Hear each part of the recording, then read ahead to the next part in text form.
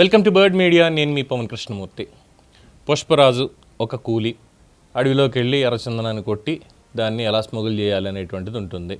దానికి సిండికేట్ పెద్దగా ఉండేటువంటిది జక్కారెడ్డి పైన మంగళం సీను పైన ముత్తో ఏదో ఉంటుంది తమిళనాడులో, చెన్నై పోర్ట్లో. అక్కడ వరకే ఫస్ట్ పార్ట్లో చూసాం. సెకండ్ పార్ట్ దగ్గరికి వచ్చేసరికి వాళ్ళని కూడా దాటి ఇంకా ముందుకెళ్ళి ఇంటర్నేషనల్ లెవెల్లో ఏ విధంగా చేయాలంటే జపాన్కి కూడా వెళ్ళి అక్కడ ఎలా చేయాలనేది చూసాం కదా.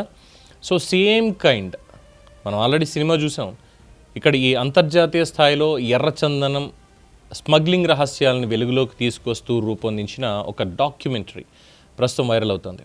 జావా డిస్కవర్ విడుదల చేసినటువంటి the king of sandalwood, the hunt, India's forest killer అనే ఈ డాక్యుమెంటరీ రాజకీయాలు, నేర ప్రపంచాల మధ్య ఉన్న అనుబంధాలని ప్రస్తావించడం చర్చనీయాంశమైంది.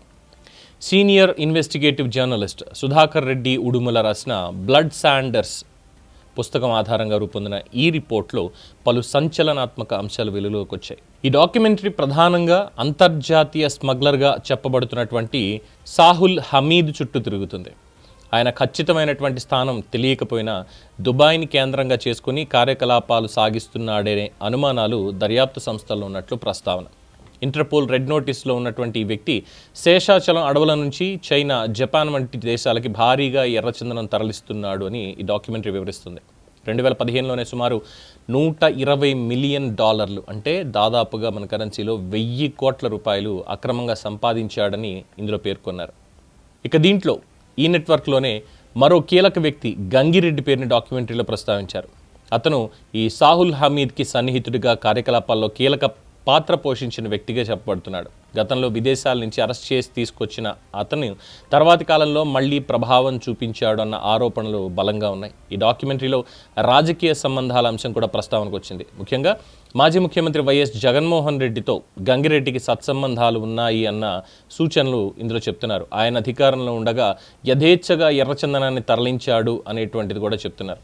అలాగే గతంలో కొన్ని కేసుల దర్యాప్తు విషయంలో కూడా గంగిరెడ్డి పేరు వినిపించిన అంశాలని ఈ ఇన్వెస్టిగేటివ్ రిపోర్ట్ ప్రస్తావించినట్టుగా ఈ డాక్యుమెంటరీలో చూపించారు. Sahul Hamid and Gangireddy, as per the police records, may have worked for a decade or 15 years.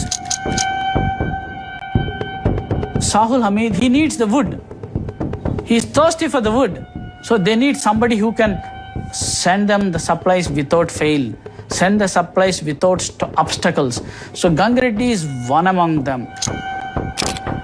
He could able, because of his network, his criminal network, his political network.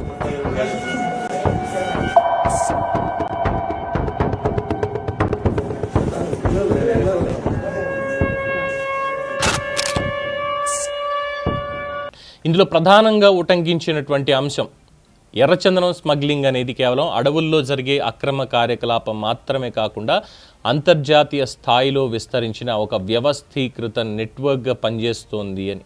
ఇందులో మధ్యవర్తులు, అంతర్జాతీయ కొనుగోలుదారులు, అలాగే కొన్ని స్థాయిల్లో రాజకీయ మరియు పరిపాలనా వర్గాల అనుబంధాలున్న అవకాశాలను కూడా డాక్యుమెంటరీ ప్రస్తావించింది. జావా డిస్కవరీలో విడుదలైనటువంటి ఈ డాక్యుమెంటరీ వల్ల ఆంధ్రప్రదేశ్కి చెందిన ఎర్రచందనం స్మగ్లింగ్ అంశం అంతర్జాతీయ దృష్టిని ఆకర్షిస్తోంది. పర్యావరణ విధ్వంసం వెనుకున్న విస్తృత నెట్వర్క్ని ఈ రిపోర్ట్ ప్రస్తావిస్తూ దీన్ని కేవలం ఒక నేరంగా కాకుండా ఒక వ్యవస్థీకృత సమస్యగా చూపించేటువంటి ప్రయత్నం అయితే చేసింది.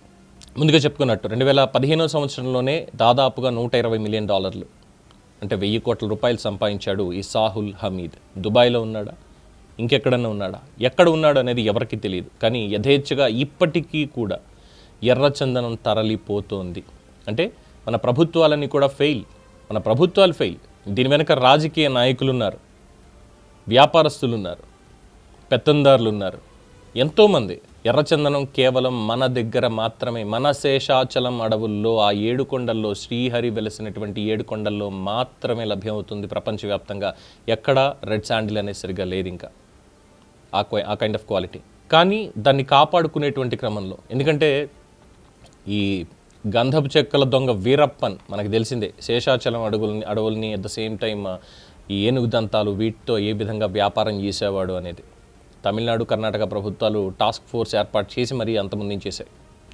ఇంకా లేరులే వీరప్పన్ తర్వాత ఇంకెవరు వస్తారు, ఇంకెవరు రారు, అక్కడికి అయిపోయింది అనుకుంటే తమిళనాడు నుంచి కూలీలు తమిళనాడు నుంచి కూలీలు సేమ్ యాజ్ మనకి పుష్ప సినిమాలో చూపించినటువంటి విధంగానే అక్కడి నుంచి కత్తులు గొడ్డళ్ళు వేసుకొచ్చి అక్కడ నరకడం, వాటిని తీసుకెళ్ళడం ఇవన్నీ చేస్తుంటే మన టాస్క్ ఫోర్స్ వాళ్ళు, మన ఫారెస్ట్ డిపార్ట్మెంట్ వాళ్ళు దాని మీద అక్కడికి వెళ్తే వాళ్ళని దాడి చేసి మరి చాలామందిని కొట్టి చంపినటువంటి దాఖలాలు ఉన్నాయి. మన వాళ్ళ దగ్గర ఆయుధాలు లేవు. ఎందుకని ఇవ్వలేదు ప్రభుత్వం? అంటే పరోక్షంగా ప్రభుత్వం, ఇది కేవలం పార్టీని అనట్లేదు, ఒక ప్రభుత్వాన్ని అంటున్నాం మనం, ఒక ప్రభుత్వం అనే ఎంటిటీని అంటున్నాం మనం. ప్రోత్సహిస్తున్నారా? దీంట్లో వాళ్ళకు కూడా వాటాలు ఏమైనా బలంగా ఉన్నాయా? మరి ఎందుకని అడ్డుకట్ట పడడం లేదు దీనికి అడుగడుగునా? సో ఈ డాక్యుమెంటరీ టోటల్గా ఈ గంగిరెడ్డి అనేటువంటి గంధపు చెక్కల స్మగ్లర్ అతని మీద ఫోకస్ అయింది, ఈ సాహుల్ హమీద్ మీద ఫోకస్ అయింది, దీని వెనకాల ఇంకెవరెవరు ఉన్నారు అన్న దాని మీద కూడా ఫోకస్ చేశారు. కానీ వీళ్ళెవరికి శిక్షలు పడవు, వీళ్ళెవరికి దొరకరు. అసలు ఎర్రచందనం స్మగుల్ చేయడానికి బార్డర్స్ నుంచి ఎక్కడ అవకాశం ఉంది? చెన్నై పోర్ట్ అనుకోవాలా? అంటే సినిమాలు చూపించారు కాబట్టి వెళ్తే గిట్టే పోర్ట్ నుంచే వెళ్ళాలి. అంటే పోర్ట్లో ఉన్నటువంటి అధికారులు, స్కాన్ చేసేటువంటి అధికారులు కూడా అవినీతి పరులు అయిపోయినట్టేగా. జపాన్ ఇతరత్ర ఉన్నటువంటి దేశాలకి ఎక్కువగా పంపించేటువంటిది ఎక్కడి నుంచి వెళ్తున్నాయి, ఏ విధంగా వెళ్తున్నాయి? అంటే మన నిఘా వ్యవస్థలు, మన శాటిలైట్ వ్యవస్థలు అంత నిర్వీర్యం అయిపోయి ఉన్నాయా? ఇది కేంద్రం రాష్ట్రం అందరినీ అడగాల్సినటువంటిది.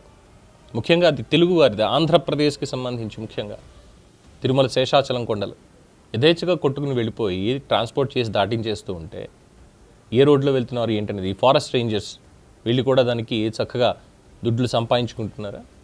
మరి ఎక్కడ ఆపుతారు దీన్ని? సినిమాలో చూసాం ఎలా జరుగుతుంది అనేది. ఇప్పుడు ఉడుమల సుధాకర్ రెడ్డి గారు బ్లడ్ శాండర్స్ అనేటువంటి పుస్తకం, ఆ ఇన్వెస్టిగేటివ్ రిపోర్ట్ దాన్ని ఆధారంగా చేసుకుని ఈ జావా డిస్కవర్ వాళ్ళు ఇచ్చినటువంటి దీని మీద కూడా వచ్చింది. ఎప్పటికి ఆగుతుంది ఇది?